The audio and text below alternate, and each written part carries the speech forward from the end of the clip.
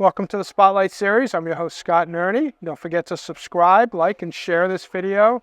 It very likely could touch someone that you may or intend to find at some point in the future that may be part of our homeless community. This is great information. With me is Martina from the MAE Organization. Yes. Thank you. Thanks. Welcome to the Spotlight Series. Thank you so much. Tell us a little bit about yourself. Where can I start? I'm Portuguese. I was born in the Azores. We immigrated here late 70s. And I come from a background where, like most people wouldn't understand these days, grew up without electricity, dirt floors, bread, sugar, and wine as a child for lunch. So I have a lot of, I have a heart for people who are struggling with food insecurity. And here I am. I studied interior design, practiced that for a long time until the issue of homelessness knocked on my door and called my attention instead. I'm a mom of 3 girls, grandma to 4 kids. Congratulations. Thank you. Tell us a little bit about the MAE Organization. What does it stand for? So MAE is mãe in Portuguese, which means mother. And it's dedicated to Mother Mary because it was a very inspirational calling. We're not a spiritual or religious organization by any means, but for me it was a spiritual calling. And I feel inspired by Mother Mary because I don't know, I feel like I talk to her all the time. And then it stands for mental health awareness and empowerment. Okay. And how long have you been as an organization? 18 years this year. Oh. I founded it in 2008, so we've been around for a little while. And typically, how many people do you serve or work with? Last year, we served around 34,000. Wow. And it's 34,000 outdoors. We don't have a soup kitchen. We don't have a place for them to come and sit and eat by the numbers. All of our meal services are provided where we meet the people where they are. So we serve banquet style. We lay everything out on the table. We're in 5 different places in Rhode Island now. And growing. And what are the biggest needs? I mean, you obviously do a lot more than just food, but what are some of the biggest needs that you see with the community? Well, for me, my passion for this mission has always been first to provide mental health programs so that the person can feel well enough to be able to sustain housing. Because, of course, when we think of the greatest need for somebody facing homelessness, we immediately think housing, but I think that they go together, mental health programs with housing. So that's, we concentrate a lot on that at our center.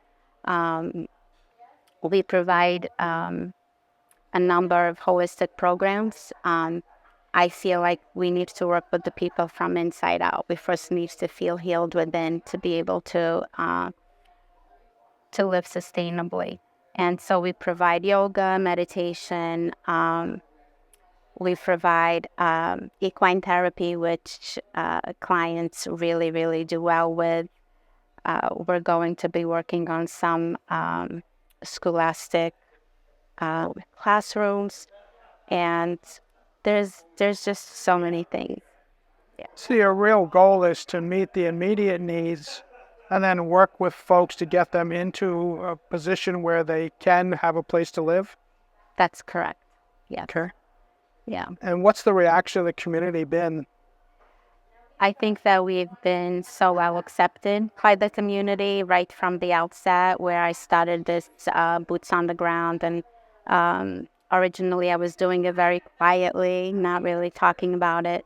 And then when I did, friends came along and started helping, and then the word spread. And as we started raising more funds and raise more awareness, provide more services, we really have had support from just about everyone, whether it's the mayor of where we are at or surrounding schools, constituents. We're very lucky. We've been able to have some local communities, organizations, and also like the Rhode Island Foundation uh, is really aware of the work that we're doing and, helping with. And you do a lot of training programs as well? We do, and we're going to be working on more. The goal is that we want somebody to feel well enough, feel good, and then feel good enough about themselves to sustain housing, but also teach them that they can either be entrepreneurs, they can learn skills like we put somebody through nail tech school. If somebody would want to become a barber or learn how to work in a restaurant setting, we're able to take them through those skills, watch them graduate, and we don't stop there, whether it's from the holistic programs to getting them some traits to get them into housing. We continue to be sort of like that adopted family to them and guidance, because once we house somebody that has been living outdoors for so long, it becomes it's a monumental thing to be inside this place and be okay with it. They sometimes feel as uncomfortable indoors as we would feel living outdoors. And so we help them, how to manage their bills, how to manage a bank account and keep it, how they're going to do groceries, all things like that. And, sometimes we make a meal and come have it with them because we want them to know that we're there for them. Have you found some of the folks that are graduated from the program eventually come back and give back to the program? A lot of our individuals, actually, most of them come back and give back in some way. They either volunteer at the center, or if we have events, they'll do, face paintings, or they'll do the nails here. And are you looking for volunteers for the organization now? We're always looking for volunteers. We're always looking for professionals in the areas of, psychotherapy, psychology, mental health therapists, holistic therapists, whether it's somebody that wants to work in our clothing center, folding clothing, accepting clothing, to cooking and serving, administrative. We have a robust list of ways people can volunteer with us. And you also accept donations, monetary and other types? Yeah, without monetary donations, obviously, we cannot sustain the organization or anything that we provide. So one of the greatest ways somebody can help is maybe become a recurring donor. It could be $5 a month, $10 a month, or, $1,000 a month is nice too. But at the end of the year, that all sort of like adds up and helps us to build the organization. Great. So how can people get more information for themselves if they're seeing this or reading it, or someone that they may want to reach out to get help for? Yeah, we have a website, maeorganization.org. So everything from the programs we provide to volunteer opportunities to recurring donors, just click on the button and everything's right there. Upcoming events.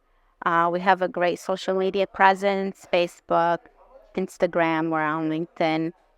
And then we have a gala coming up that people can also see on our website. We're hosting our annual gala on November 9th at the Crown Plaza, and, please come. Sure. So we hope to invite the community. to come join us that day. Okay, we'll put some information on that out there. So we'll drive in some folks to see you, or folks, if you can't attend the gala and you just want to make a donation, as as simple as the price of a ticket or two, they would love to have that as part of the attendance. That would be great. Well, thank you so much. You're doing fantastic work for the community, and it's rewarding to see someone thinking beyond just the next meal as to how we can help someone accept themselves into communities and grow and, give back to the community afterwards. Yeah. I appreciate everything you're doing. Thank you. I appreciate it. Thank you.